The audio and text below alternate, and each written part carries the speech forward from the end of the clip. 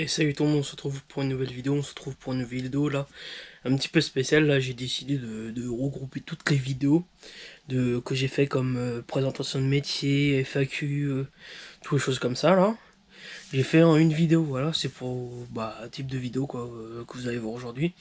Avant de voir la vidéo, n'oubliez pas de nous rejoindre sur Insta et TikTok qui va être dans la description.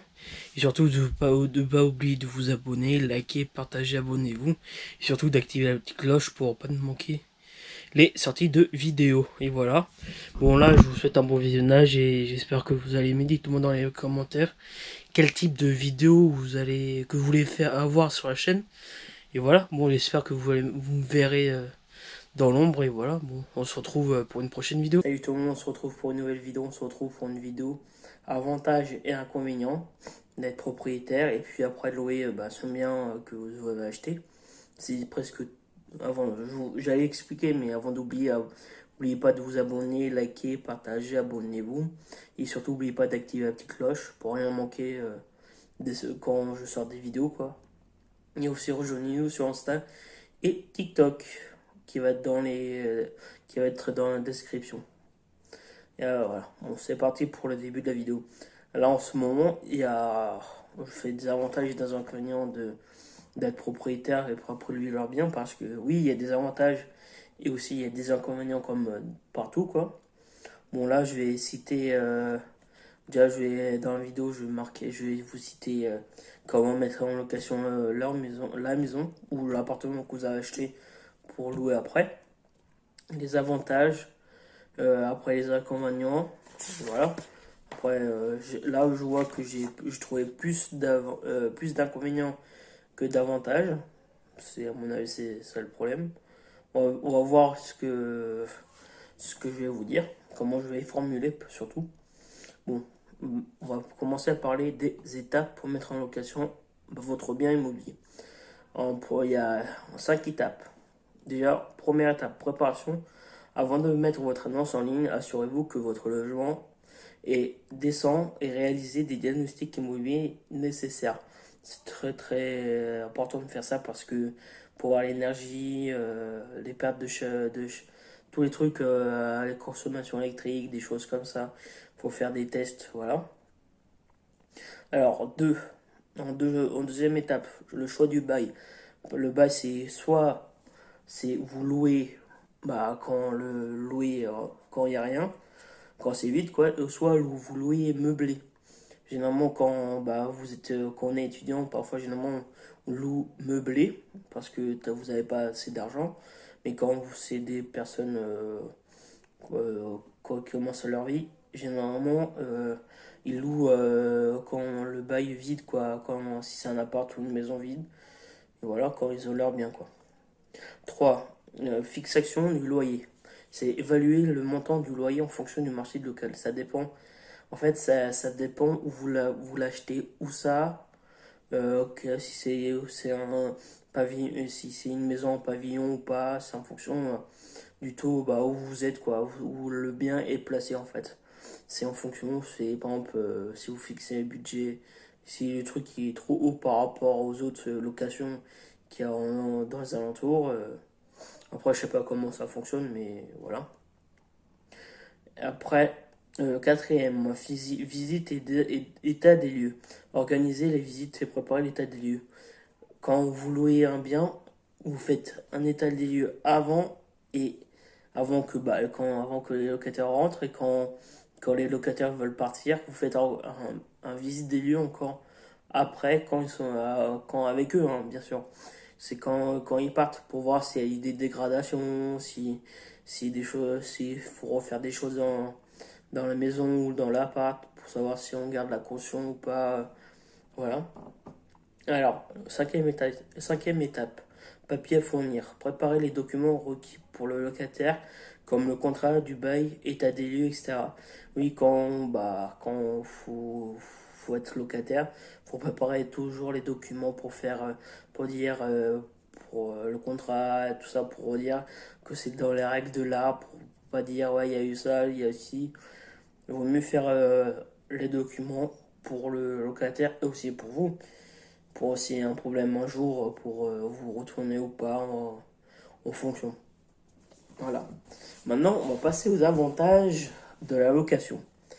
Là, j'ai trouvé 3 avantages. La flexibilité, les entretiens et les réparations, et la protection légale. Alors là, on va parler de la flexibilité. La première avantage que j'ai trouvé. Vous pouvez déménager comme vous le souhaitez, sans le contraire lié à la propriété. Ça veut dire quand vous êtes locataire, vous pouvez par exemple louer pendant un mois ou par exemple pendant un an. Après, imaginons si vous louez pendant un an, après vous pouvez déménager, louer autre chose pendant un an. Ou c'est comme voyager quoi, mais c'est que vous n'êtes pas propriétaire. C'est par rapport aux propriétaires. Eux, ils se vendent bien, ils ont acheté un bien, c'est à eux. Ils peuvent rester toute leur vie à l'intérieur. Et quand on est locataire, c'est pas notre bien, mais on loue un bien pour habiter, mais c'est pas notre bien, pardon. Par exemple, vous pouvez changer, par exemple, il y en a qui restent pendant 3 4 ans par exemple, dans un appart, et après ils changent l'appart, ils restent pendant 3 4 ans, ils rechangent l'appart, et après un moment ils achètent. Voilà. Après, on parle des entretiens et des réparations. Vous n'avez pas à vous soucier des travaux de réparation car c'est généralement la responsabilité du propriétaire. Oui, ça c'est quand on est locataire. Par exemple, si on a des travaux, par exemple, si le chauffe-eau lâche, c'est aux charges du propriétaire de changer le chauffe-eau parce que le propriétaire doit vous fournir l'eau chaude, quoi. Et ou le chauffage, par exemple, ou un truc comme ça. Alors, troisième avantage, les protections légales. Vous bénéficiez de la protection des lois sur les baux, ce qui vous assure des droits en tant que locataire. Voilà, ça c'est les protections légales. Maintenant, on va passer aux inconvénients de la location. J'ai trouvé 3, 4, 5, 6, 7 inconvénients. Désolé si vous voyez des feuilles comme ça parce que j'ai noté les avantages et les inconvénients et j'ai préparé la vidéo aussi dessus quoi. Alors, le premier inconvénient de la location, c'est des frais supplémentaires. Vous devez faire face à des dépenses supplémentaires comme la taxe foncière, les frais liés à l'entretien, aux travaux de rénovation, changement d'équipement. Ça, c'est des frais supplémentaires pour la location, hein. Des taxes, des frais liés à l'entretien, par exemple l'entretien de la chaudière ou des choses comme ça quoi. Maintenant, deuxième inconvénient, de devoir assumer le remboursement du crédit. Quand on est propriétaire, oui, généralement les personnes achètent avec un crédit, les propriétaires, et généralement ils le louent et le loyer quand vous avez mis le loyer en place, généralement le loyer sert à rembourser le crédit. C'est que presque tout le monde j'entends dire ouais j'ai pris un crédit après je loue le logement et le loyer ça me sert au crédit. Ça ne m'étonne pas quoi. Vous le savez, l'obtention d'un crédit dépend de votre capacité d'emprunt qui doit être suffisant. Oui, si vous gagnez par exemple un salaire et que vous essayez d'emprunter une grosse somme, après ça dépend comment on gagne pour avoir un prêt quoi. Alors troisième, les risques liés à la revente. Si vous devez revendre parce que vous quittez la région, par exemple, vous pouvez rencontrer des difficultés comme le fait de ne pas trouver d'acheteur ou de revente à perte. Après, quatrième inconvénient, le paiement des droits de mutation et des frais de notaire. Cela représente une somme importante qui s'ajoute au montant du prêt, comme d'ailleurs les frais d'agence éventuels. Oui, quand on loue, parfois généralement il y a ils mettent en location par avec agence, mais celle-là après ça te fait des frais. Ou après c'est pas toi qui gères la location, des choses comme ça. Mais quand tu loues toi-même, c'est toi qui gères on va dire gérer ton appartement, comment ça se passe, s'il faut faire des travaux ou pas. Mais par exemple, si tu le mets en location par agence, c'est l'agence qui te contacte pour dire il y a ça à faire. C'est voilà, par rapport à une location ou pardon quoi. Maintenant, l'autre inconvénient, c'est la durée de détention du bien. Il faut savoir que vous devez garder votre bien suffisamment longtemps pour l'amortir. Cela peut bloquer de vos projets d'avenir, comme un enfant supplémentaire si vous n'avez pas de la place, une mutation pour évoluer de votre profession, dans votre profession. Ça, c'est un des inconvénients, quoi. Après, l'avant-dernier inconvénient, la mise en place du garantie lors de l'empreinte. Hypothèse ou caution génère des frais supplémentaires. Il faut également, au moment où vous souhaitez revendre votre bien, obtenir la main levée, surtout si votre maison ou un appartement n'est pas encore remboursé complètement. Voilà, ça c'était l'avant-dernier inconvénient. La dernière inconvénient, c'est les aléas indépendants de votre volonté. En tant que propriétaire, il vous faudra supporter les problèmes engendrés par l'environnement, construction d'éoliennes, difficultés avec le voisinage, travaux importants. Ça, c'est les aléas indépendants de votre volonté, quoi. Par exemple, si vous voulez acheter devant des... après, il faut faire attention si ça ne construit pas d'éoliennes ou des choses comme ça. Faut éviter tout ça, hein, en fait, quand vous louez. C'est un bien que vous gardez, que vous louez après, c'est ça le problème. Faut voir où l'acheter, quoi, le bien. Si c'est en face des éoliennes, faut faire gaffe au voisinage pour éviter d'avoir des problèmes de voisinage, etc., etc., quoi. Bon, on se retrouve là, c'est la fin de la vidéo, là. J'espère que la vidéo vous aura plu. Dites-moi dans les commentaires si la vidéo vous a plu, voilà. Bon, avant, je redis encore la même chose qu'au début de la vidéo.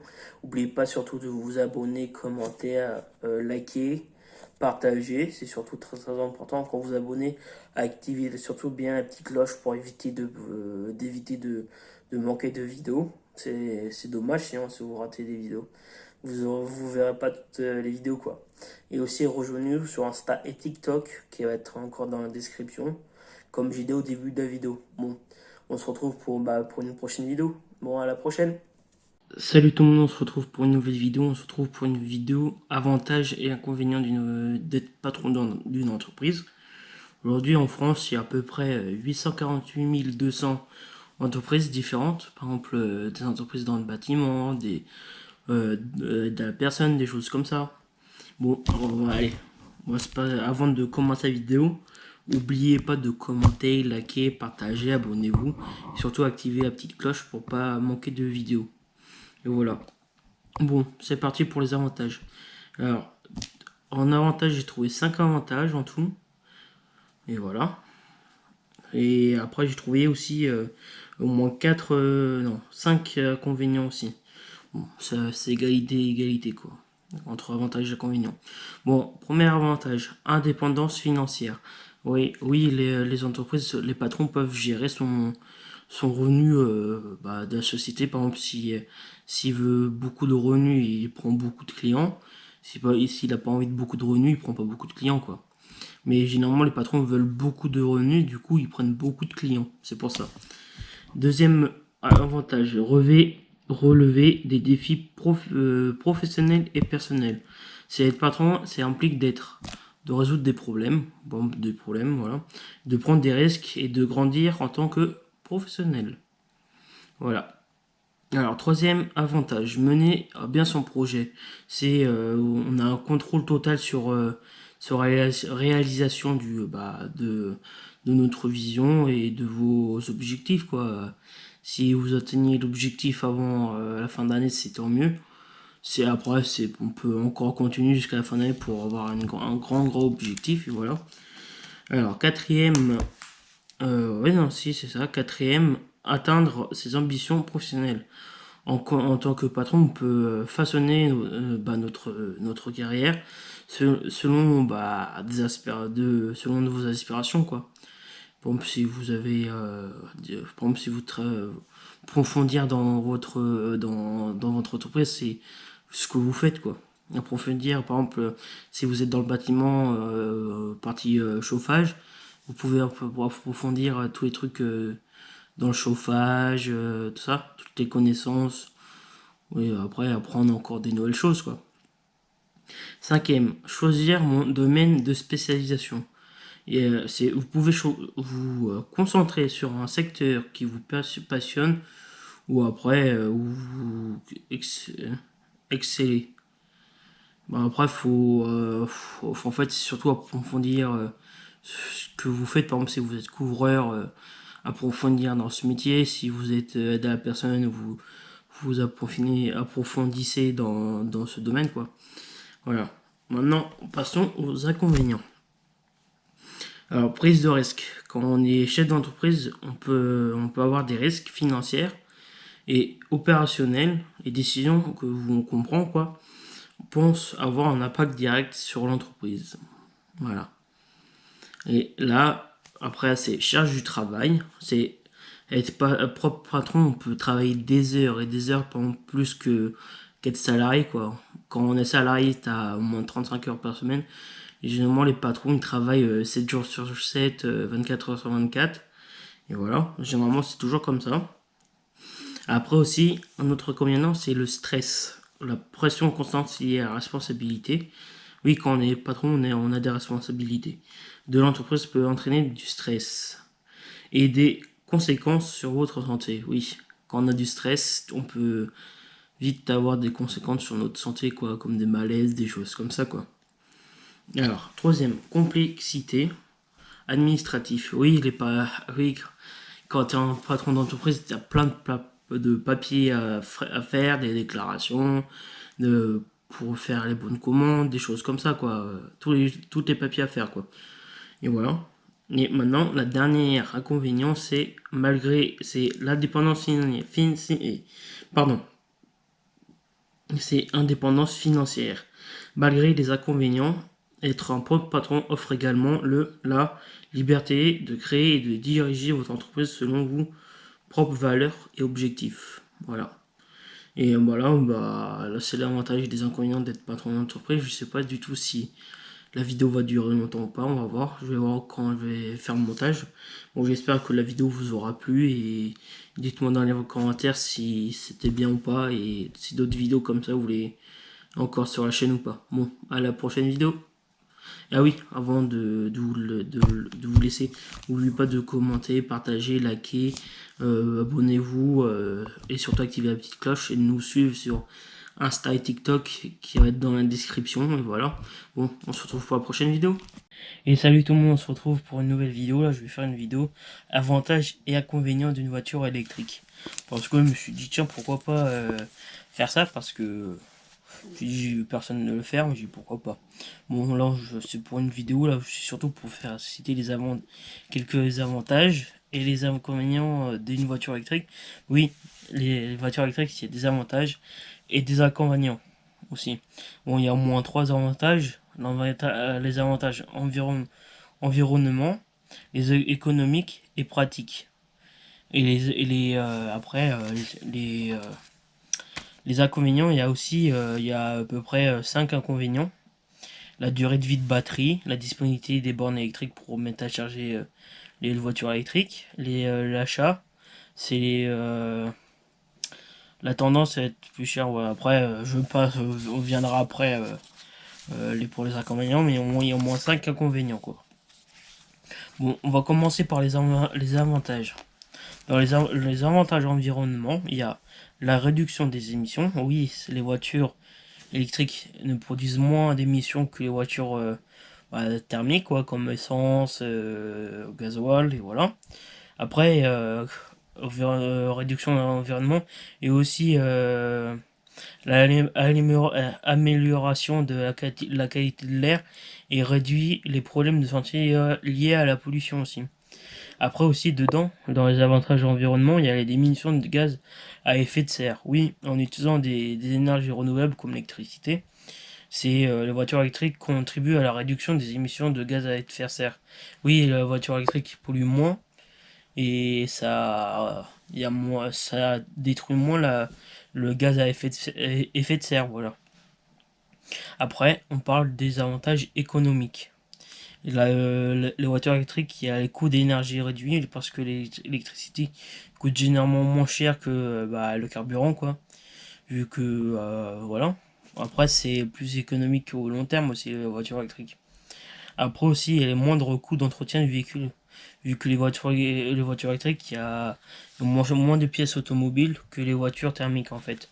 Bon, pour les voitures thermiques, il y a les filtres à essence, des choses comme ça quoi. La vidange du moteur, l'huile, disque, plaquettes, des choses comme ça. Mais même, t'as ça aussi sur les voitures électriques, mais moins quoi. Après aussi, le troisième avantage qui est pratique, c'est parce que les voitures électriques, on les entend pas du tout parce que c'est une voiture électrique, il n'y a pas de bruit du tout par rapport à une voiture thermique, voilà. Et offre une conduite plus agréable, il paraît. J'ai jamais conduit pour une voiture électrique, mais on va voir plus tard si je vais conduire une voiture électrique ou pas. Après, après on peut mettre à charger la voiture chez nous quoi. Il est pas aussi après c'est parce que par rapport à au carburant, on est obligé d'aller dans une station essence par rapport à une voiture électrique. Après quand tu rentres chez nous, on peut mettre à charger la voiture le soir, la nuit, pour que le lendemain vous pouvez partir aller travailler ou faire votre vie quoi. Et après, aussi pour charger aussi, vous pouvez mettre charger votre voiture pendant les heures creuses là. Parfois ça dépend quel fournisseur, mais parfois il y a des périodes heures creuses. Et il vaut mieux mettre dedans dans les heures creuses que dans les heures pleines quoi. Maintenant, on va parler des inconvénients. Il y a 4 inconvénients en tout. Les voitures électriques, c'est les autonomies qui, à force, qui augmente, qui diminue quoi. Et après, la distance que vous allez parcourir avec la batterie va surtout diminuer par rapport à une essence. Par exemple, je veux dire, vous prenez une voiture électrique ou si vous voulez rouler sur une autoroute, la distance d'autonomie de voiture électrique diminue par rapport à gasoil ou une essence quoi. Après, c'est un inconvénient quoi pour les longs trajets. Mais le court trajet, c'est pas autre chose, c'est autre chose ça.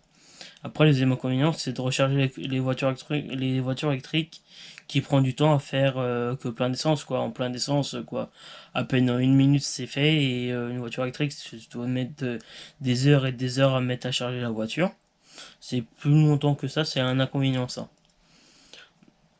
Après, les troisième inconvénient, c'est les voitures électriques ont tendance à être plus chères à l'achat que les voitures à essence en équivalence. Cependant, comment mentionner ouais, à peu près c'est ça quoi. Cela peut être composé par des économies à long terme en fait. Ça coûte plus cher à l'achat que une essence quoi. Voilà, c'est comme ça. Et alors quatrième inconvénient c'est les bandes de recharge parce que quand on regarde à peu près un petit peu partout dans notre ville ou un truc comme ça, il y a presque pas de bornes de recharge quoi. Par exemple si vous tombez en panne, mais quand vous regardez autour de vous, parfois c'est loin d'une bande de recharge quoi. Voilà. Et la cinquième inconvénient c'est la durée de vie de la batterie parce que parfois euh, les batteries. Par exemple, si on prend une voiture électrique, quoi, la durée de batterie d'une voiture thermique, ça dure entre 4 et 5 ans. Et pour une voiture électrique, une batterie de voiture électrique a une longévité, une moyenne de 8-10 ans. Celle-ci peut aller jusqu'à 15 ans. Par exemple, la thermique, ça dure quoi, moins de temps que les voitures électriques. Mais parfois les voitures électriques, les batteries durent moins longtemps, ça dépend. Ça dépend comment est écrit quoi, quelle voiture électrique quoi. Bon, voilà pour les avantages et les inconvénients d'une voiture électrique. Bon, dites-moi dans les commentaires si la vidéo vous a plu. Et je crois que j'ai oublié de dire au début de la vidéo, n'oubliez pas de vous abonner, commenter, liker, abonnez-vous. Et surtout abonnez-vous et laissez la petite cloche pour pas rater de vidéos et commenter voilà et je vous souhaite je vous souhaite bonne fin de vidéo et voilà bon, on se retrouve pour une nouvelle vidéo, allez à la prochaine vidéo et salut tout le monde, on se retrouve pour une nouvelle vidéo, on se retrouve pour une vidéo là mes classements pour 10 voitures du week-end. Là juste avant je viens juste de tourner la vidéo pour mes 10 classements de voitures pour la semaine, quoi. Voiture daily, là, j'ai fait pour les voitures du week-end. Alors, pour le week-end, avant de commencer la vidéo, n'oubliez pas de commenter, liker, partager, abonnez-vous, surtout activez la petite cloche pour éviter de manquer de vidéos quand j'en sors, quoi. Et aussi, n'oubliez pas de nous rejoindre sur Insta et TikTok pour les actus que je poste, ou des photos, ou des choses comme ça. Voilà. Bon, on va commencer la vidéo. Ah oui, avant de dire, Insta et TikTok, ça va être dans ma description. Et voilà. Alors, on commence la vidéo. Alors, mes 10 premières voitures pour le week-end, je vais faire du 10e au premier, quoi. Voilà. Alors, ma 10e position, c'est la Mercedes C63 édition 507. Aussi une Mercedes C63 avec une édition 507. En 9e position, j'ai la Ford Focus RS. C'est une voiture sportive. En fait, là, les 10 positions de voitures que je choisis, c'est des voitures à peu près... c'est des voitures sportives, quoi, que tout le monde aimerait avoir, quoi. Donc, j'aimerais aussi avoir, moi, mais tout le monde ne pourra pas accès, quoi. Alors, 8e position, c'est l'Audi RSQ3, voilà. En 7e position, j'ai la Lamborghini Urus. 6e position, j'ai Ferrari 488. En 5e position, j'ai la Porsche Cayenne. La 4e position, j'ai la Ferrari 812 Superfast. C'est une voiture que je préfère. En 3e position, j'ai la Lamborghini Aventador. En fait, c'est des voitures qui coûtent cher, quoi, que j'ai mis sur ma liste. Et voilà. Bon, 2e position du classement, c'est la BMW M4. Et bien sûr, la première position de ma liste, c'est la BMW M3. La M3 ou la M3 compétition, c'est à peu près revenir à la même chose. Bon, en fait, la vidéo que les 10 à peu près des voitures que j'ai choisies, c'est des voitures qui coûtent cher. C'est à peu près dans les 100 000, 200 000, quoi. Ou parfois, il y en a qui sont dans les 60 000 euros. Ça dépend du modèle de la voiture. Voilà. Bon, là, je vois que je suis pas loin des 3 minutes de vidéo. Bon, je n'étais sûr que cette vidéo et celle de vidéo pour la semaine, là, 10 voitures pour la semaine, va durer pas longtemps, mais c'est comme ça. Hein. Faut trouver des édits de vidéos pour les tourner, faut les faire, ça prend du temps, quoi. Bon, là, j'espère que la vidéo vous a plu. Dites-moi dans les commentaires si la vidéo vous plaît. Voilà.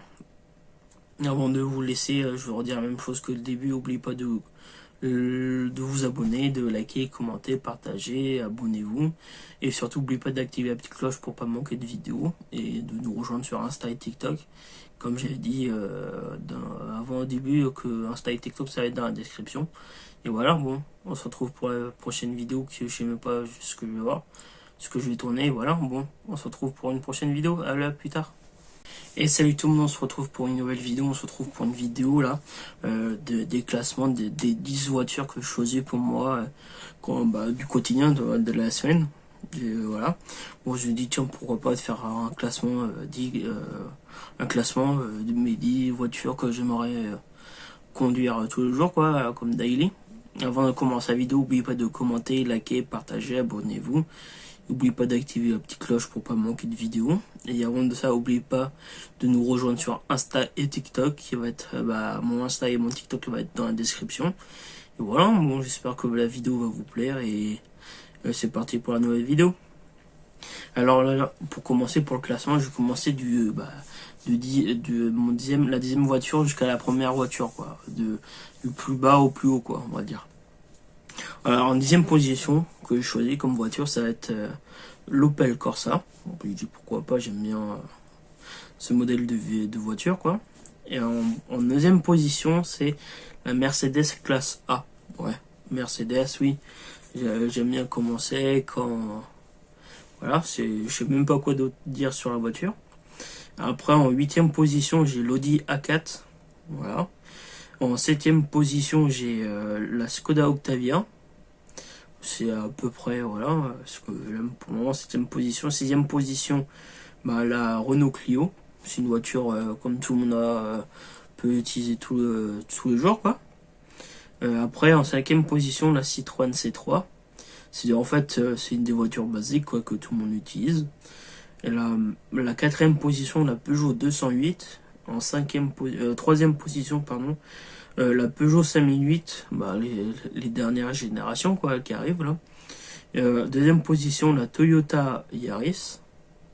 Et la première position, c'est bien sûr un Dodge Ram, c'est un pick-up. C'est pour l'utilité de tous les jours, voilà. Bon, c'est en fait à peu près toutes les voitures que je choisis, c'est des voitures, on va dire, classiques pour le quotidien, parce que quand le quotidien, quand tu as envie d'aller au travail, tu peux prendre une voiture normale, parfois aussi l'utiliser tous les jours, par exemple, pour aller à la déchetterie, des choses comme ça. Voilà. Bon, je sais pas si la vidéo va durer très très longtemps, mais là je vais voir ce que je vais faire. Voici, après c'est le classement que je choisis tous les jours. Et voilà, bon, j'espère que la vidéo vous aura plu. Je vois que la vidéo va durer à peu près 3 minutes. J'espère que ça va durer longtemps, quoi. Voilà. J'essaye de combler, mais on va voir. Bon, j'espère que la vidéo vous aura plu. On se retrouve, là vais faire la même chose pour les 10 voitures du week-end sur une autre vidéo. Et voilà, bon, on se retrouve pour la prochaine vidéo. Aussi, avant d'oublier, n'oubliez pas de commenter, liker, partager, abonnez-vous. Surtout, n'oubliez pas d'activer la petite cloche. C'est très important parce que pour éviter de manquer de la sortie d'autres vidéos. Et voilà, bon. Et aussi, n'oubliez pas de nous rejoindre sur Insta et TikTok pour pas manquer d'événements ou des choses comme ça, de vidéos que je poste sur TikTok ou pas. Bon voilà, bon. On se retrouve pour la prochaine vidéo, ça va être les 10 voitures, les 10 voitures de mon classement pour le week-end, quoi. Oui, il y en a qui ont une voiture pour la semaine et il y en a qui ont des voitures pour le week-end. Et là, je vais faire la vidéo les 10 voitures pour le week-end. Bon, allez, on se retrouve pour la prochaine vidéo. Allez, à plus tard. Et salut tout le monde, on se retrouve pour une nouvelle vidéo. Là, je vais tourner une vidéo là. C'est une vidéo pas FAQ, ni vlog, ni rien. C'est comment commencer YouTube et faire commencer YouTube, quoi. Comment débuter sur YouTube, quoi. Bon, là, je vais partir comme zéro si personne n'a créé sa chaîne ni rien, quoi. À partir de zéro, quoi. De la création de la chaîne jusqu'à la sortie une sortie de vidéo, quoi. En gros, j'ai fait 7 étapes de la création jusqu'à du suivi de la vidéo, quoi. Et voilà, alors en tout il y a 7, c'est trouver les idées de vidéo, créer sa chaîne, tourner, écrire sur une feuille les idées de vidéo, le montage, des choses comme ça, quoi. En gros, il y a 7 étapes. En gros, là, par exemple, là pour cette vidéo, j'ai fait une feuille, quoi. Par exemple, pour vous expliquer quelles sont les étapes. Ça, par exemple, ça peut vous aider pour faire une vidéo. Par exemple, si vous faites une vidéo, par exemple, je dis FAQ, vous pouvez noter sur une feuille ou sur votre téléphone, en fonction, si vous pouvez, en fonction de la vidéo, ce que vous faites, quoi. Bon, voilà. Bon, allez, c'est parti. Avant de commencer la vidéo, n'oubliez pas de commenter, partager, liker, abonnez-vous. Surtout abonnez-vous, c'est très important. Activez la petite cloche. Bon, allez, pour la suite de la vidéo. Bon, c'est parti là pour l'étape numéro 1. L'étape numéro 1, c'est marqué trouver vos idées vidéo. En fait, si vous voulez, avant de créer la chaîne, il faut réfléchir pendant, par exemple, imaginons si vous vous posez pendant 1 à 2 heures, par exemple sur une table, vous prenez une feuille, quoi, à écrire, quoi. Par exemple, si vous vous dites, ouais, je vais faire tel type de vidéo sur ma chaîne ou d'autres types de vidéos. Par exemple, je dis, ouais, sur ma chaîne, j'ai envie de faire que des vlogs. Ou parfois, il y en a qui veut dire, qui veut seul sur leur chaîne, c'est présentation de voiture ou que des challenges ou un petit peu de chaque, quoi. Avant de créer sa chaîne, il faut savoir ce que vous allez faire dessus, en fait. Quelle création de vidéo que vous allez faire dessus. Mais pour ça, il faut se poser au moins pendant 2 heures pour pouvoir savoir ce que vous allez faire. Par exemple, moi, quand j'ai créé ma chaîne, j'ai mis du temps j'ai réfléchi pour savoir ce que j'allais faire. Et après, quand je savais, ce que je voulais faire, chercher quand je vais sortir la vidéo. Et voilà, c'est pour ça que j'ai dit, tiens, je crée ma chaîne pour le partage de mes quotidiens, ou des vidéos comme je suis en train de faire là. À quelle heure je sors la vidéo, c'est pour ça que je me suis posé pendant au moins 2 heures. 2 heures, après j'ai coupé plusieurs fois, par exemple c'était 30 minutes un jour, 10 minutes un jour, ou des choses comme ça quoi. Et au bout de ça, ouais, ça m'a mis 1 heure et demie, 2 heures quoi, pour trouver ce que je voulais faire sur ma chaîne, voilà. Après, après avoir trouvé votre idée vidéo quoi que vous voulez faire, après la solution c'est de créer sa chaîne. Ça c'est en deuxième étape. Là je viens. Étape numéro 2, créer sa chaîne YouTube. Pour créer sa chaîne YouTube, en premier temps, vous allez sur YouTube, c'est marqué se connecter. Pour se connecter, c'est marqué, vous avez solution, après c'est marqué créer votre chaîne YouTube. Vous allez, moi, faut cliquer dessus. Après c'est marqué création. Après il faut suivre les étapes. Pour créer sa chaîne YouTube, il vaut mieux une adresse mail exprès pour YouTube.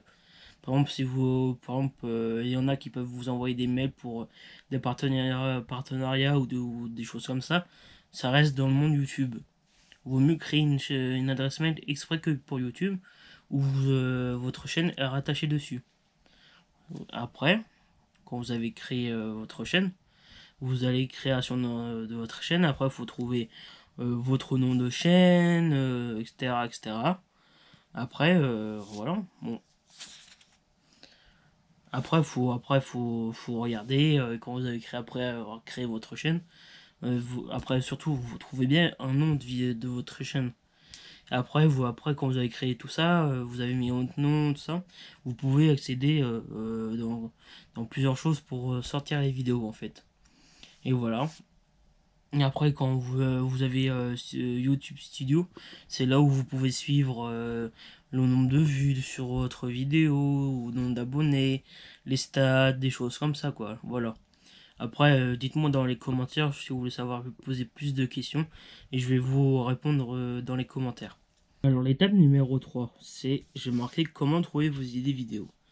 Après, ça dépend de ce que vous avez choisi comme vidéo, ce que vous voulez faire sur YouTube. Parfois aussi, il y en a qui reprennent des vidéos de grands youtubeurs, qui parfois ils revisitent un petit peu à leur façon, mais il vaut mieux, quand vous avez votre chaîne, faire vos types de vidéos que vous aimeriez faire sur votre chaîne, après que ça plaise à vos abonnés quoi.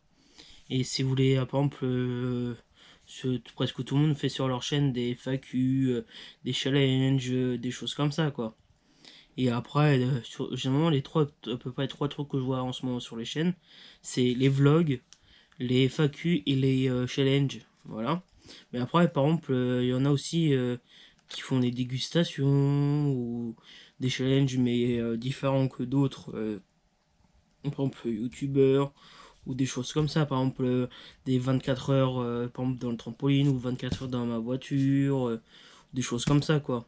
Par exemple, si vous avez une idée, je dis faire 24 heures dans ma voiture. Après tout ça, faut préparer les batteries, ce que vous allez faire, les ordinateurs, quoi dormir. Après, c'est des idées, mais après, faut faire une liste, quoi.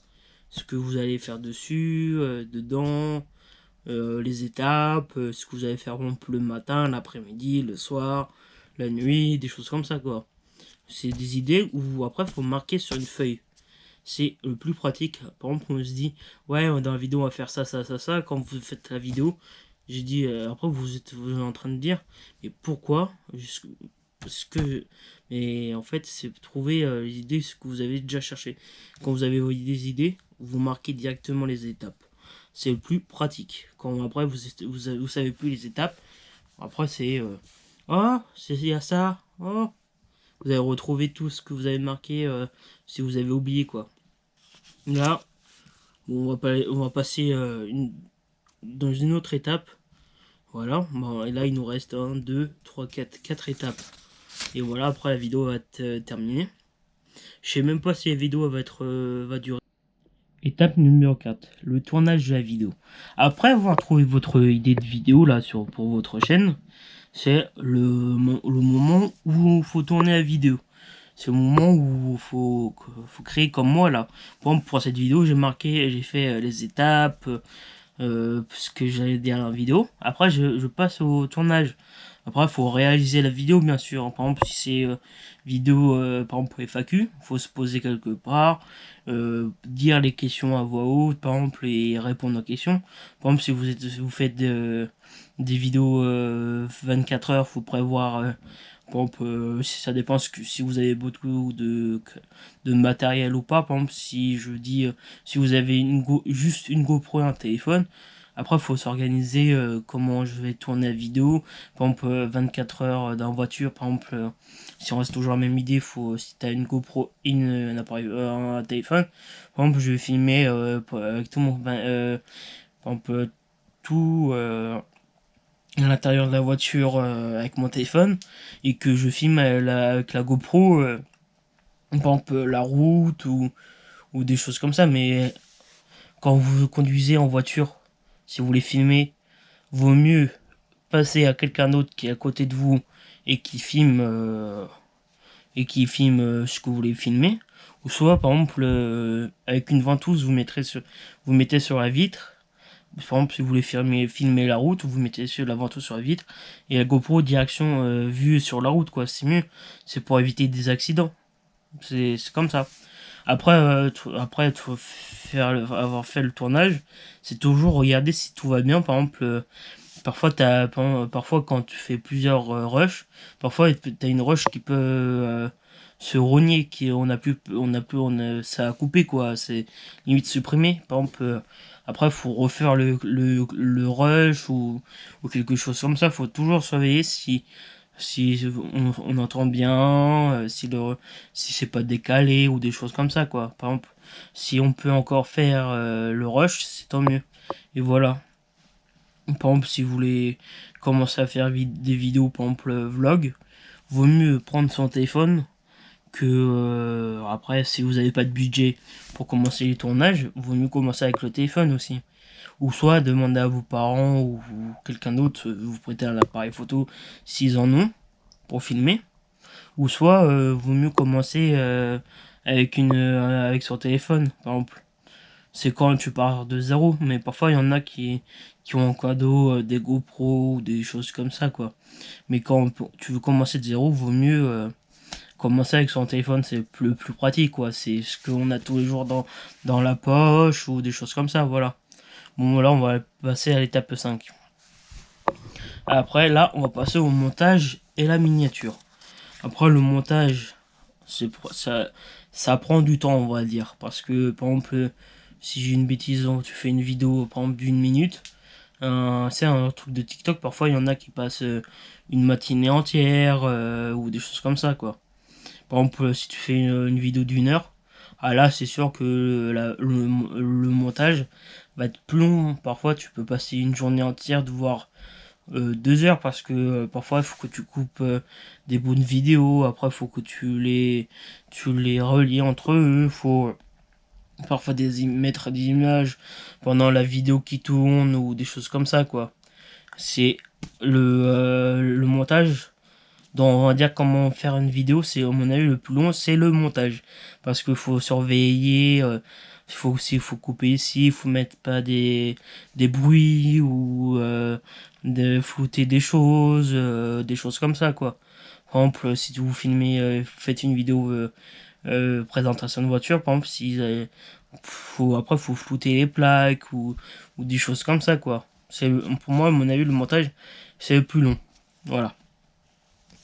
Après, vaut mieux quand vous faites une vidéo aussi de faire une miniature pour mettre sur votre chaîne quoi. Après pour des personnes cliquent plus sur on va dire sur la vidéo quoi pour avoir plus de vues, pour avoir plus d'abonnés, etc. pour évoluer la chaîne quoi. Là, on va passer à l'étape numéro 6. L'étape numéro 6 c'est la sortie de vidéo. Après, pour sortir, après avoir fait le montage, la miniature, le tournage, etc., vous allez sur YouTube, sur YouTube Studio. Après en haut c'est marqué, je crois c'est en haut à droite, c'est marqué comme un petit plus. Après c'est marqué exporter la vidéo.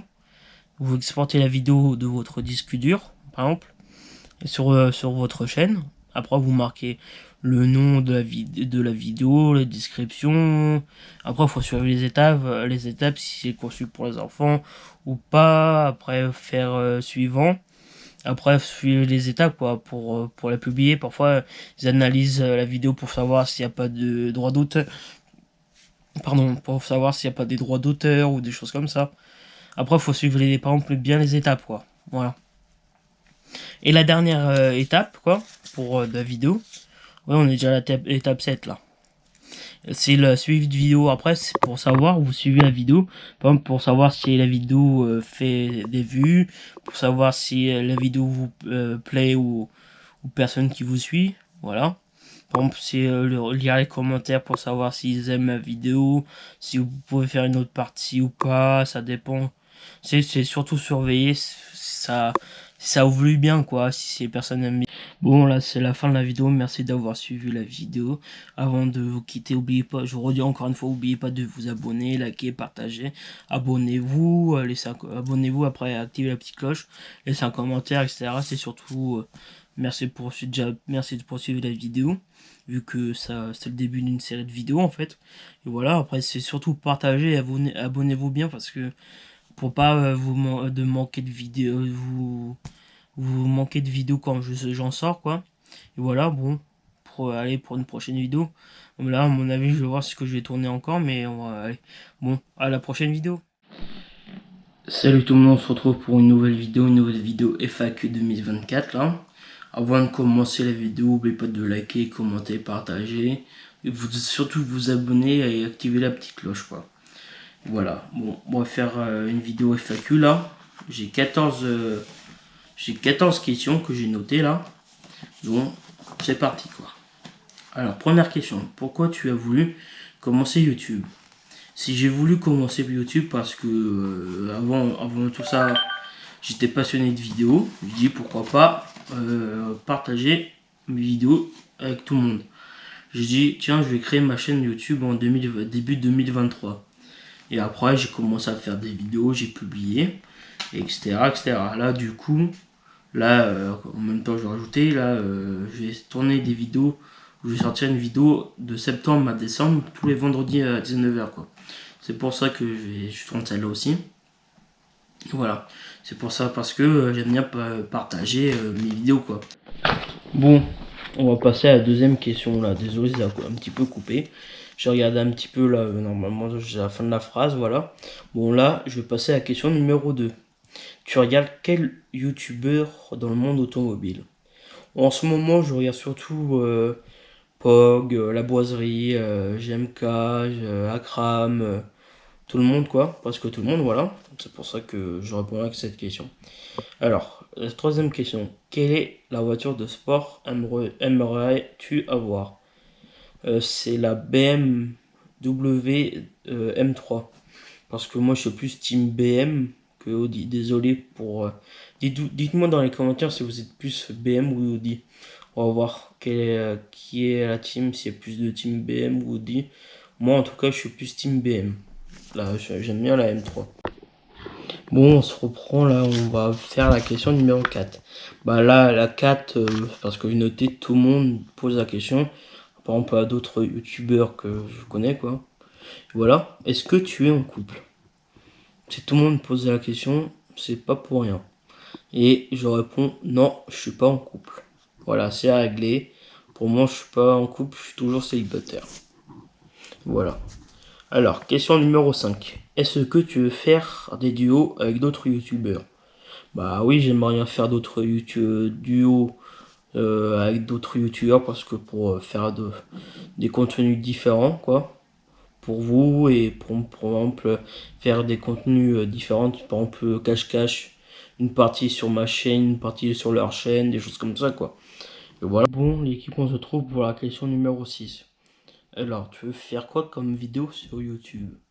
Alors, les vidéos que je voudrais bien faire sur YouTube, c'est des vlogs, dégustations, unboxing et d'autres vidéos comme celle-là, quoi. Comme des FAQ, des choses comme ça. Bon, allez. C'est pour ça que c'est des vidéos que j'aimerais bien faire sur YouTube, quoi. Alors, question 7. Est-ce que tu vas essayer de faire une vidéo par jour alors, une vidéo par jour pendant un mois? Bah, j'aimerais bien essayer de faire une vidéo par mois, non, par jour pendant un mois. J'aimerais bien essayer, mais c'est surtout plein de préparation, plein de tournages, faut trouver du temps pour les tournages, les monter, les publier, des choses comme ça, quoi. Ça prend du temps, quoi. Mais j'aimerais bien essayer, quoi. Alors, question numéro 8. Est-ce que tu peux faire une vidéo 24 heures avec toi? Bah, j'aimerais bien faire la vidéo. Je vais essayer, faut que je trouve quand. Je vais essayer de faire ça parce que voilà. Bon, je vais essayer de le faire. On va voir. Je vais réfléchir ça quand ça et voilà. Bon, prochaine question. Est-ce que tu peux faire des vidéos présentation de voiture? Est-ce que tu peux faire, ouais, bah, je vais réfléchir si je fais des présentations de voiture ou pas, mais j'aimerais bien essayer d'en faire, quoi. On va voir, faut que je réfléchisse à cette idée de vidéo. Quelle caméra tournes-tu en ce moment les vidéos? Là, en ce moment, je tourne avec ma GoPro Hero 7 White. Pour le moment, elle tient la route, on va voir le temps que je... Après, je vais voir si je trouvais d'autres caméras pour tourner les vidéos ou pas. Mais pour le moment, toutes mes vidéos que je tourne, là, depuis que j'ai commencé ma chaîne, c'est avec cette GoPro que j'ai dans les mains. Même celle-là, je tourne avec ma GoPro, quoi. Voilà. Alors, question numéro 11. As-tu des projets en cours? Alors, mes projets, surtout en réflexion. Parce que bah, les projets, ça prend toujours du temps et pas mal. Parfois, ça prend du temps, quoi. Parfois, il faut mettre de l'argent dans tes projets, des choses comme ça, quoi. Et ça prend du temps, quoi. Je suis en train de plein de réflexions, quoi. Alors, question numéro 12. Quand tu seras plus connu, est-ce que tu voudras ouvrir un local avec d'autres youtubeurs?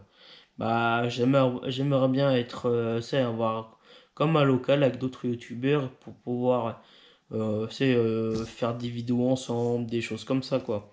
Par exemple, il y en a qui peuvent venir pour tourner des vidéos, par exemple challenge ou des choses comme ça, quoi. Ou dégustation, mais c'est un truc comme ça que je voudrais essayer de faire. Alors, question numéro 13. Alors, quelle est la marque de ton téléphone portable? Première fois que j'entends ça.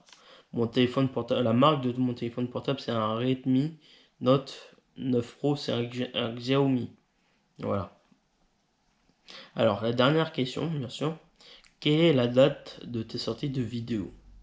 Alors, ma date de sortie de vidéo, c'est le vendredi soir à 19h. Voilà, c'est ce que je voulais faire. Parce que c'est le vendredi soir, c'est fin de semaine. Quand tu as envie de regarder des vidéos YouTube, c'est plutôt vers 18h, 19h. Je dis pourquoi pas sortir le vendredi soir à 19h. Donc, cette vidéo-là, elle va sortir un vendredi soir à 19h. Voilà. Bon, c'est la fin des questions là. Je vais finir la vidéo parce que avant de finir la vidéo, n'oubliez pas de liker, commenter, partager, à vous abonner, surtout activer la petite cloche. Avant que je vous laisse, n'oubliez pas de nous rejoindre sur Insta et TikTok parce que je vais mettre tout dans le commentaire. Et voilà, pour nous rejoindre sur TikTok, hein. Bon, allez, on se retrouve pour une prochaine vidéo. Allez, à plus tard. Salut tout le monde, on se retrouve pour une nouvelle vidéo. On se retrouve pour une nouvelle vidéo. Les avantages et les inconvénients sur les voitures thermiques. Avant, j'ai fait les voitures électriques. Maintenant, je vais faire les voitures thermiques. Bon, dans la vidéo, on va parler des avantages et des inconvénients des voitures thermiques. Et voilà, après là, avant de commencer les inconvénients, j'ai 4 trucs à vous dire. Le coût initial le plus bas, parce que les voitures thermiques, c'est moins cher que les voitures électriques. Parce que électrique, tu as plus la fabrication des batteries, des choses comme ça, quoi, qui coûtent plus cher que les voitures thermiques, quoi. Parce que généralement, les voitures thermiques sont moins chères à l'achat que les voitures électriques. Après aussi, le deuxième temps, aussi l'autonomie de l'essence de la voiture, quoi. Parce que les voitures électriques, quand par exemple, tu fais de l'autoroute, l'autonomie qui se réduit. Par exemple, si tu es en ville avec une voiture électrique, l'autonomie est plus grande.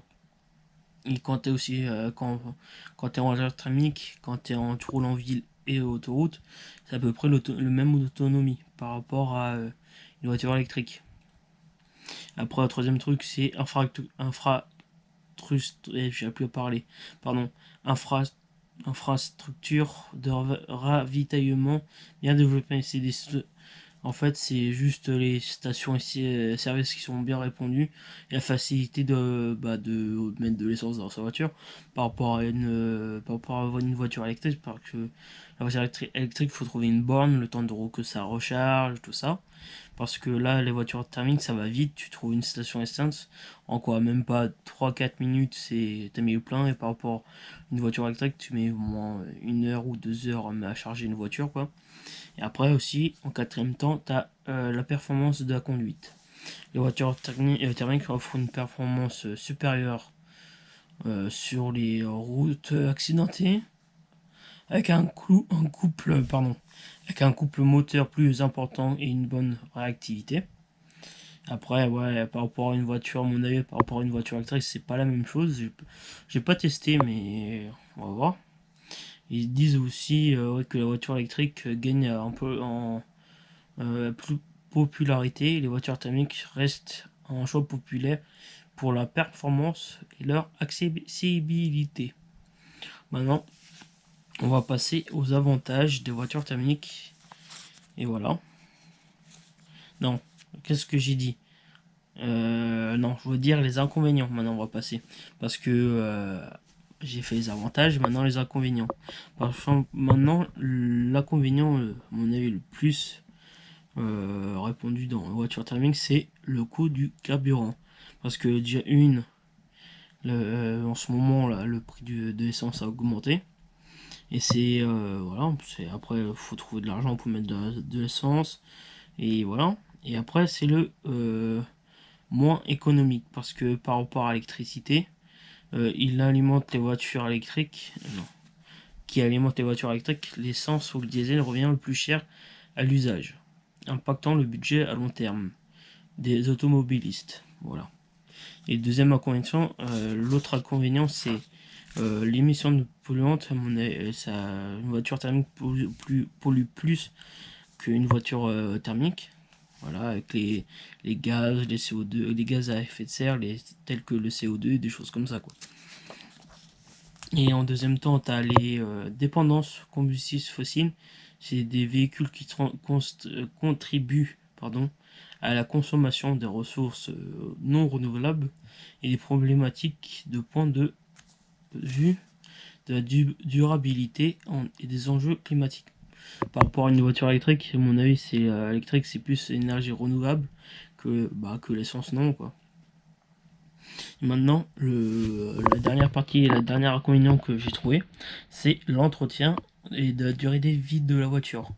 Parce que l'entretien, ça fait de pollution, quoi. Par exemple, euh, les voitures thermiques, ils ont besoin plus d'entretien parce que régulier, comme par exemple, on va citer quelques trucs dans l'entretien, c'est plaquettes, pneus, vidange du moteur, tous les liquides, tout ça. Et après, le deuxième point aussi, c'est l'usure de la voiture. Parce que à force d'utiliser l'usure, après, ça entraîne inévitablement une usure plus rapide et de ses composants par rapport à un moteur électrique. Si tu fais plus rapidement, tu abîmes moins ton moteur que par exemple si tu traînes longtemps à faire ton entretien, ça use plus vite que si tu fais ton entretien à temps, quoi. Voilà.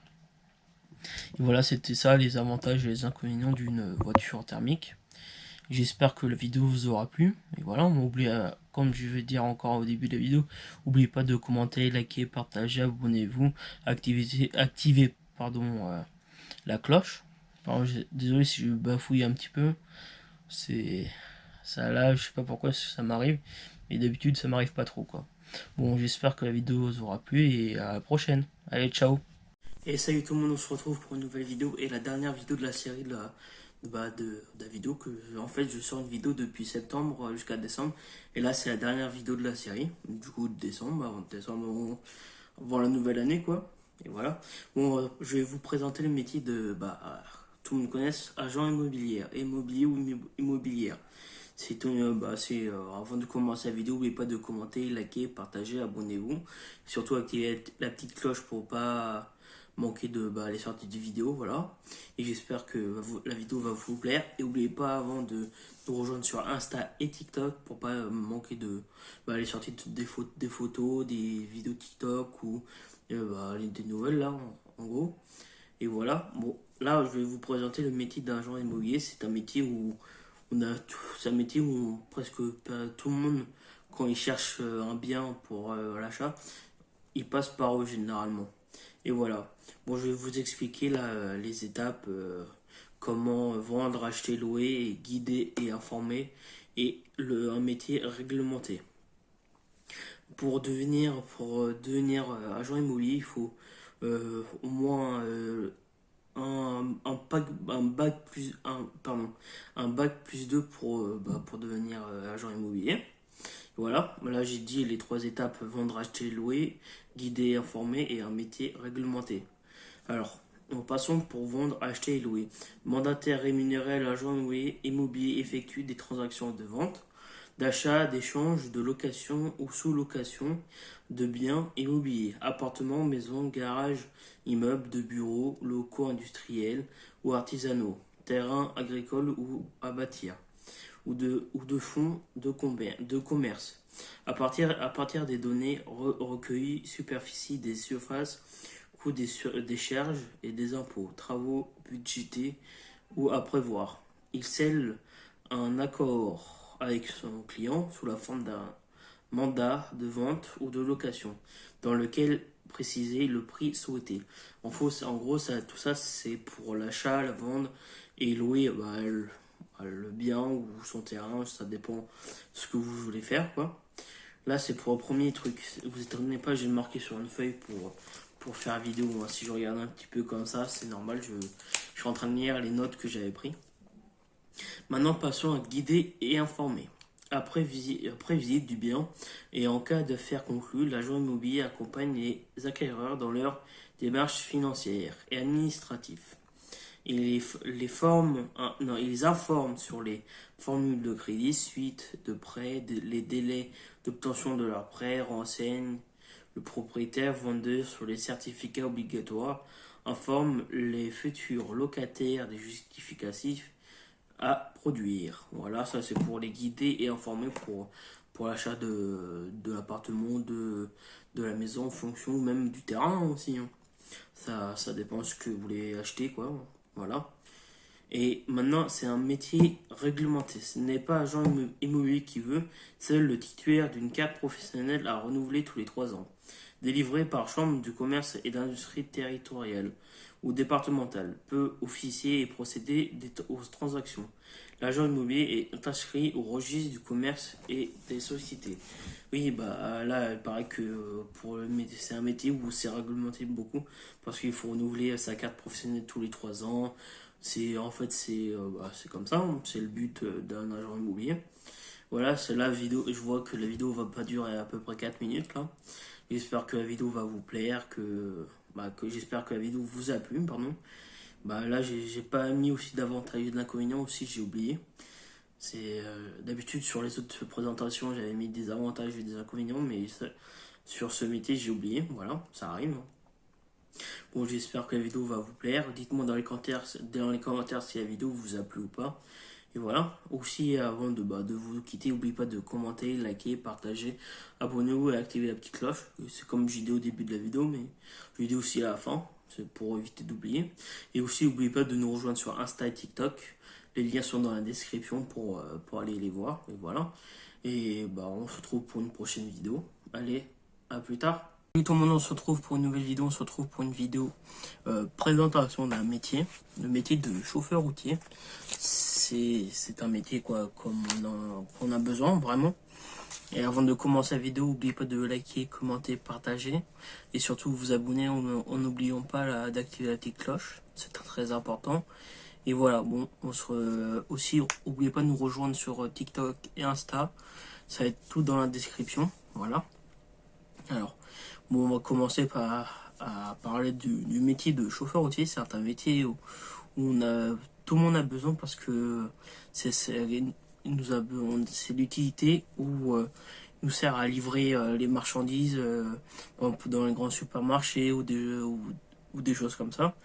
Sans eux, on n'aura pas d'alimentation dans les grandes surfaces, quoi. C'est eux, ils permettent d'emmener d'un point A à un point B, voilà. Bon, voilà, je vais décrire, j'ai trouvé des avantages et des inconvénients sur le métier et je vais décrire un petit peu le métier, quoi. Alors, le métier de chauffeur routier, ils peuvent conduire normalement sur une semaine, mais pas une semaine, quoi. Normalement, généralement, ils partent du lundi au vendredi. Et parfois, eux, ils peuvent conduire le samedi aussi. Et eux, par contre, ils ne peuvent pas conduire du samedi 22h jusqu'à dimanche 22h. À part les chauffeurs routiers où ils transportent les alimentations frais, quoi, comme les yaourts, des choses comme ça. Eux, ils peuvent conduire le dimanche. Et à part aussi des trucs spécifiques, quoi, des dérogations, et voilà. Bon. Là, il peut normalement, si j'ai pas si je suis pas trop au courant de le taux d'horaire, nombre de conduire en journée, mais je crois que c'est 2 fois 10 heures et sinon le reste c'est 9 heures de conduite par jour, quoi. Voilà. Et après, ouais, il y a plusieurs types de chauffeurs routiers. T'as des personnes qui transportent les voitures. T'as les chauffeurs routiers qui transportent les marchandises classiques, quoi. Toutes tes palettes, tous les trucs alimentation, des choses comme ça. T'as aussi les personnes qui transportent les conteneurs, qui peuvent transporter les conteneurs pour emmener un point A en point B, quoi, chez le client. Et t'as aussi les chauffeurs routiers qui transportent du rack comme du blé, des gravats, des choses comme ça. C'est très très important, quoi.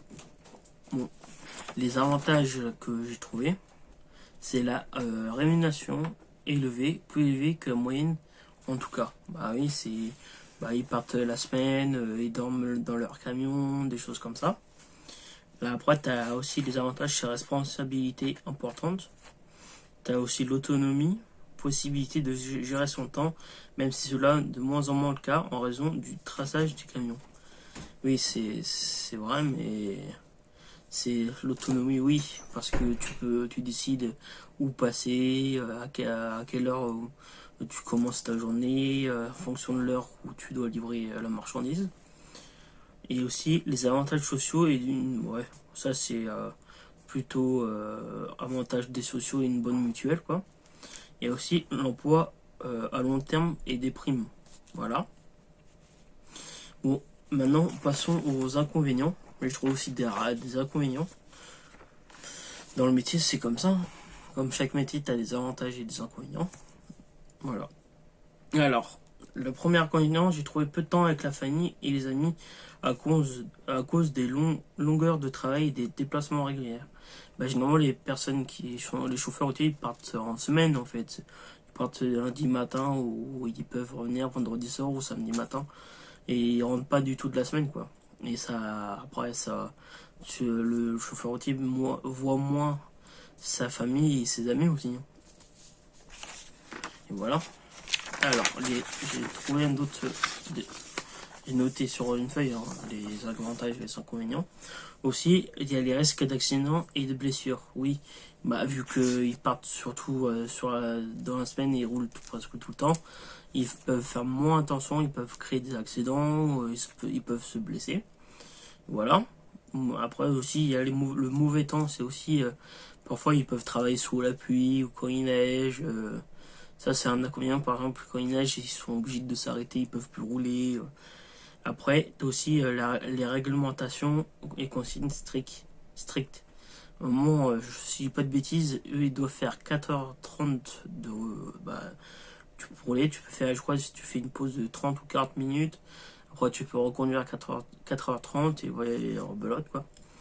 Et après, vie personnelle, mise de côté. Bah oui, quand tu parles de la semaine, tu vois pas le reste de ta famille et ta vie de personnelle, elle s'est mis plus de côté que la vie professionnelle.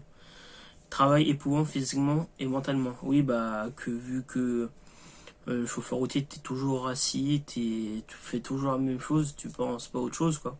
Et en plus, tu dors dans ton camion, voilà.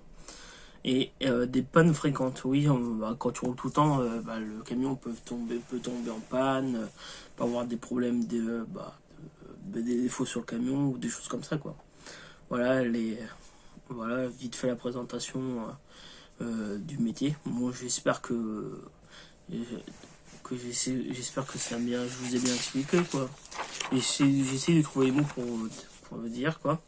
Et moi, je vais vous laisser. J'espère que la vidéo vous a plu. Oubliez de moi dans les commentaires si la vidéo vous a plu. Et n'oubliez pas de commenter, liker, partager, abonnez-vous en activant la petite cloche. Et Insta et TikTok dans la description. Et voilà, je redis la même chose qu'au début de la vidéo. Et voilà, bon, on se retrouve pour la prochaine vidéo. Allez, à plus tard. Et salut tout le monde, on se retrouve pour une nouvelle vidéo. On se retrouve à l'avant-dernière vidéo de la série. C'est là où je tourne, on est en août. Mais là, la vidéo va sortir en décembre. C'est l'avant-dernière vidéo de la série, quoi, de vidéo, quoi. Parce que je sors des vidéos de septembre à décembre. C'est l'avant-dernière vidéo, quoi. Bon. Je vais vous présenter le métier de couvreur. C'est le but de la vidéo, quoi. Aller de commencer la vidéo, n'oubliez pas de commenter, liker, partager, abonnez-vous. Et surtout, n'oubliez pas d'activer la petite cloche pour pas ne manquer les sorties de vidéos, quoi. Et rejoignez-nous sur Insta et TikTok pour pas manquer quand je sors les vidéos, les photos que je sors, des choses comme ça, voilà.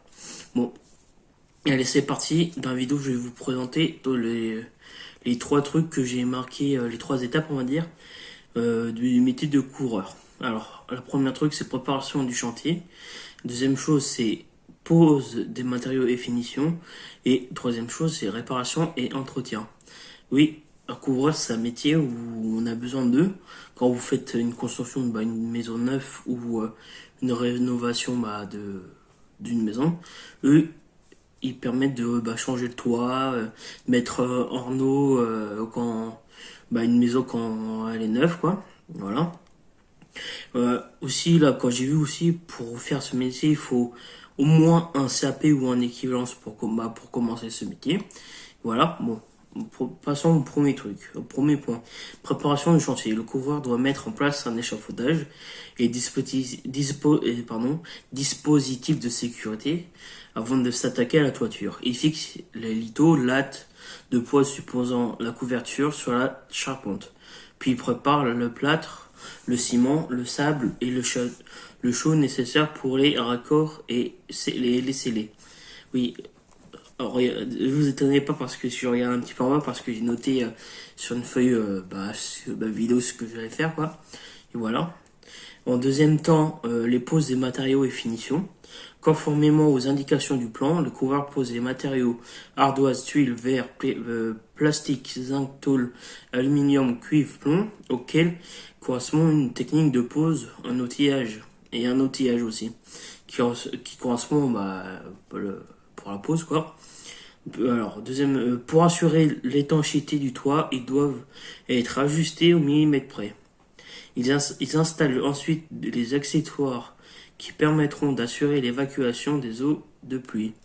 Chez nos gouttières, les éléments ornementaux, girouettes, coques d'église, ainsi que les lucarnes. Il assure également le raccord de base des cheminées et l'isolation thermique. Ça, c'est pour la pose des matériaux et finitions. Tout ce que je viens juste de dire. Et on va passer à dernier point pour réparation et entretien. C'est le couvreur assure également l'entretien et la réparation des tuiles arrachées par la tempête, un chaume qu'il faut remplacer, des infiltrations. C'est lui qu'on appelle la rescousse dans ces cas-là. Certaines réparations peuvent relever de la restauration d'art, notamment sur les édifices classés monuments historiques. Même les coureurs peuvent réparer et entretenir les toits des maisons, des monuments historiques, par exemple, nous aussi des particuliers, voilà. Par contre, sur cette vidéo, j'ai oublié de noter les avantages et les inconvénients. J'avais complètement zappé ça. Voilà où nous sommes à la fin de la vidéo. Là, ça fait à peu près 4 minutes de vidéo. En ce moment, à mon avis, vers la fin de la série, il y a les vidéos sont plus courtes. Après, je sais pas, il faut que je réfléchisse à d'autres vidéos. Voilà, bon, j'espère que la vidéo vous a plu. Avant de quitter la vidéo, n'oubliez pas de commenter, liker, partager et abonnez-vous avant d'oublier, c'est activer la petite cloche. C'est très très important pour éviter de pas manquer les sorties de vidéos, quoi. Et surtout, rejoignez-nous sur Insta et TikTok. Et les liens sont dans la description pour nous rejoindre sur Insta et TikTok. Bon, on se retrouve pour la prochaine vidéo. Et tout le monde, on se retrouve pour une nouvelle vidéo. On se retrouve pour une vidéo, la présentation d'un métier. Là, aujourd'hui, c'est une présentation du métier de facteur. C'est un métier du quotidien. Avant de commencer, de regarder la vidéo, n'oubliez pas de commenter, liker, partager, abonnez-vous. Et surtout, quand vous abonnez, n'oubliez pas d'activer la petite cloche pour pas manquer les sorties de vidéos, quoi, pour que tout le monde regarde la vidéo, quoi. Et aussi, avant de commencer aussi, rejoignez-nous sur Insta et TikTok pour pas manquer quand je sors les vidéos ou des choses comme ça. Et voilà, bon, on se retrouve pour la suite de la vidéo. Allez, aujourd'hui, là, la suite de vidéo, c'est maintenant, quoi. Là, je présentais le métier de facteur parce que sans eux, on peut pas avoir le courrier chez nous. Sans eux, on peut pas avoir aussi nos colis aussi. Maintenant, le facteur il distribue les colis. Bon, là, je vais vous dire les 3 étapes, ce qu'ils font généralement les facteurs. J'ai fait le général, hein, parce que là, j'ai marqué ce qu'ils font, quoi. Alors, j'ai noté les 3 étapes. La première étape, trier le courrier, distribuer le courrier et après relever le courrier, quoi. Relever le courrier, ça veut dire relever dans les petites boîtes aux lettres vertes, non, les boîtes aux lettres jaunes, pardon. Aussi, ils peuvent récupérer maintenant, je crois, une option où tu peux laisser le courrier dans votre boîte aux lettres et le facteur il le récupère, voilà. Bon, là, on va parler la première étape du métier de facteur, quoi. C'est trier le courrier. Généralement, là, en France, il y a à peu près 15 milliards de courriers qui transitent dans toute la France pendant une année, quoi, dans le réseau de la Poste, voilà. Sans trier le courrier, ça permet de, par exemple, si tu déposes un courrier à Orléans, tu dois envoyer ça à Rennes, faut le trier, faut envoyer au bon endroit, faut aller envoyer au bon bureau de vote, un truc comme ça, quoi, la bonne acheminement, quoi, faut aller en point A à point B, et voilà. Sans eux, sans ça, ça va être mélangé, ça va être pas arrivé à temps, des choses comme ça. Et en deuxième temps, c'est distribuer le courrier. Par exemple, si tu as des courriers importants, par exemple, si on prend une amende, quoi, quand tu as pris, eux, c'est distribuer, par exemple, c'est mettre dans la boîte aux lettres, c'est distribuer, quoi, lettres, cartes, généralement, ils distribuent lettres, cartes postales, les courriers importants, des choses comme ça dans la boîte aux lettres. C'est le but de distribuer le courrier. Aussi, ils distribuent aussi les colis, hein, et maintenant, il y a moins en moins de courriers. Et généralement, maintenant, les courriers, généralement, c'est envoyé par mail. Il y a moins en moins, maintenant, ils s'y mettent à distribuer aussi les colis, mais de plus en plus, quoi. Et voilà. Maintenant, relever les courriers. C'est relever les courriers, ils ramassent le courrier dans les boîtes jaunes. C'est très très important parce qu'il y en a qui distribuent comme les cartes postales ou ça, mais dans la boîte aux lettres jaune, là, quand tu trouves dans la ville. Et aussi après, quand ils ramassent ça, ils envoient au centre de tri pour trier tout le courrier, pour trier par exemple, mettre à côté le courrier par exemple qui va à Orléans, le courrier qui va à Rennes, des choses comme ça. Après rebelote, on trie le courrier, après on distribue le courrier, on ramasse le courrier. Et voilà, c'est rebelote, c'est comme ça tous les jours. Et voilà, bon, les avantages à mon avis, c'est que tu reçois le courrier, quoi, tous les jours, quoi. Pour eux, après, c'est le contact des personnes, pour eux, les avantages. Et les inconvénients, c'est où ils travaillent tout le temps, ils sont toujours dehors, bah, pendant les 4 saisons, quand il y a quand il neige, bah, ils sont toujours dehors. Quand il pleut, ils sont toujours dehors pour distribuer le courrier. Quand il fait chaud, ils sont toujours dehors. Quand il fait bon, ils sont toujours dehors pour distribuer le courrier. Faut avoir une pensée pour eux, quoi, qui sont toujours dehors pendant les 4 saisons, voilà. Bon, j'ai dit tout ce que j'avais dit pour la présentation bah, du métier de facteur, et voilà. Bon, j'espère que la vidéo vous a plu. N'oubliez pas de commenter, liker, partager, abonnez-vous. Et surtout, n'oubliez pas d'activer la petite cloche pour ne pas me manquer de vidéos. Et voilà, bon, j'ai dit quand même au début de la vidéo aussi. J'ai dit la même chose, hein, pardon. Et aussi, n'oubliez pas de nous rejoindre sur Insta et TikTok pour pas manquer de quand je sors de vidéo. Allez, à plus tard. Salut tout le monde, on se retrouve pour une nouvelle vidéo. On se retrouve pour une vidéo là, présentation d'un métier, bien sûr le métier de garagiste. Aujourd'hui, avant de commencer la vidéo, n'oubliez pas de commenter, liker, partager, abonnez-vous. Et surtout activer la petite cloche pour éviter de manquer de vidéos là, quand j'en sors. Et aussi rejoignez-nous sur Insta et TikTok pour savoir quand je sors les vidéos ou des publications que je sors, quoi. Alors, aujourd'hui on va se présenter, pourquoi je dis on va se présenter, mais je vais vous présenter le métier de garagiste. C'est un métier où tout le monde a besoin parce que tout le monde utilise une voiture et à un moment il y a de l'usure sur les voitures et il faut bien changer les pièces, et quand on a besoin de changer les pièces, il faut un garagiste. Ou parfois pour faire l'entretien aussi, hein. Sans eux, on pourra pas faire l'entretien sur la voiture, changer des pièces, tout ça. Et aujourd'hui, on va vous présenter le métier, quoi. Alors, j'ai trouvé les avantages et les inconvénients comme chaque métier que je présente. Et il y a aussi les diplômes qu'il y a aussi pour devenir mécanicien, quoi, garagiste, entre guillemets. Bon, je sais pas si la vidéo va durer longtemps ou pas, mais j'espère que ça va vous plaire, vidéo, pour toutes les vidéos que je présente à ce métier. J'en ai fait quelques-unes et voilà. Bon, alors, pour les diplômes pour devenir garagiste, il y a deux types de diplômes. Il y a le CAP qui dure 2 ans, c'est un CAP maintenance des véhicules sur option motocyclique et un bac pour motocycliste. Et aussi, il y a un bac pro maintenance des véhicules automobiles, option au motocycliste, pour être technicien. Pardon. Les avantages, là, je vais vous parler des avantages du métier parce que là, j'ai trouvé plus d'avantages que d'inconvénients dans ce métier, quoi.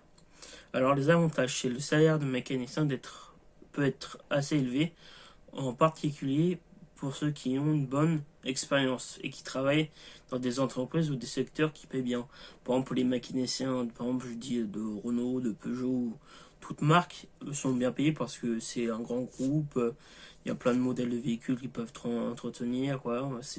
Ils peuvent avoir un bon salaire quand tu es dans un grand groupe comme d'autres métiers dans une grosse boîte, quoi.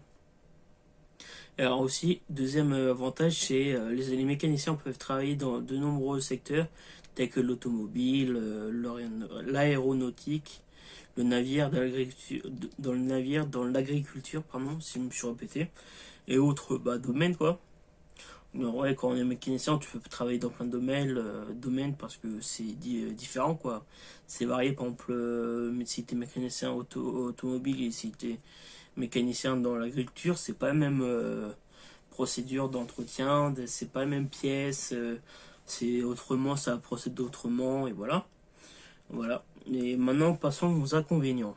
Alors, généralement, les mécanos sont particulièrement exposés aux risques cancérogènes et chimiques et aux risques physiques.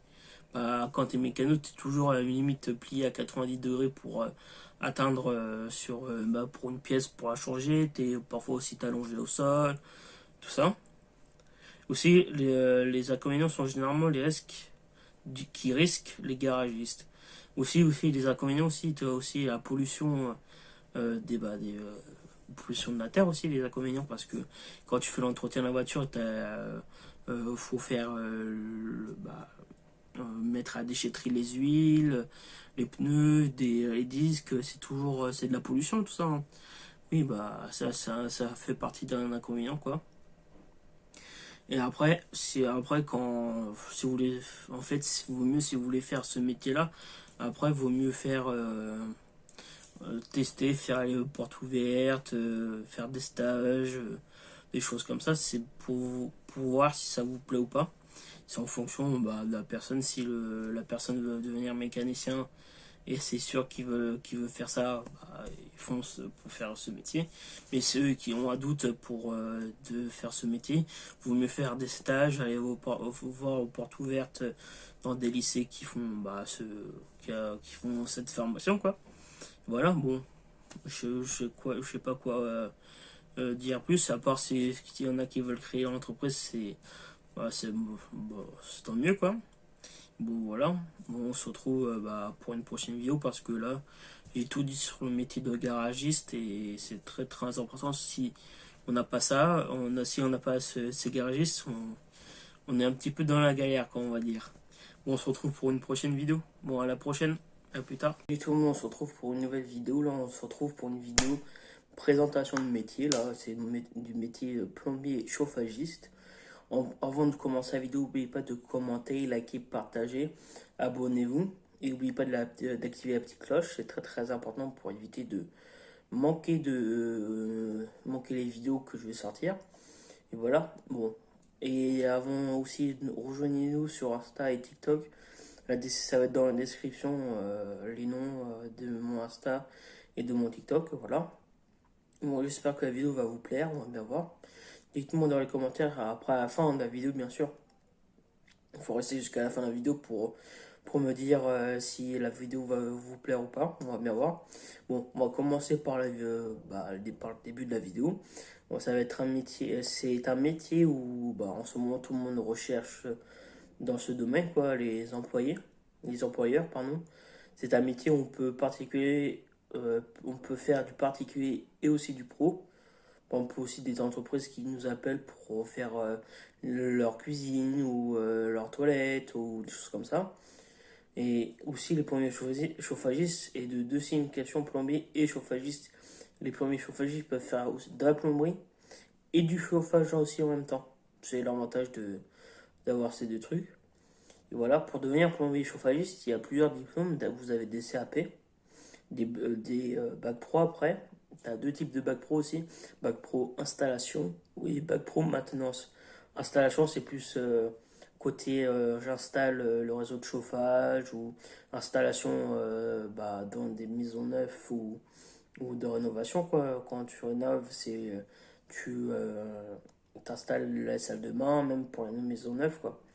Après aussi, il y a le bac pro maintenant, c'est surtout pour entretenir les chaudières, les rénovations bah, besoin quoi. Aussi, ouais, c'est ce que je viens de dire. Il y a, pardon, j'ai trouvé des avantages et des inconvénients.